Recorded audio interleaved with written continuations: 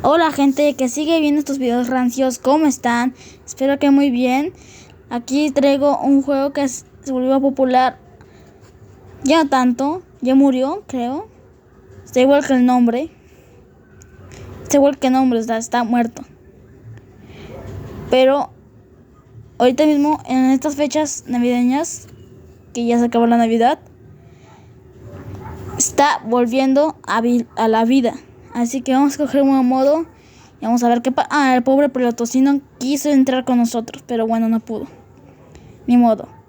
Así que vamos a entrar a este nuevo modo solos. Completamente solos. Ya entré en mi primera partida. Voy a poner la cámara 2 porque mi internet cochino estaba fallando harto.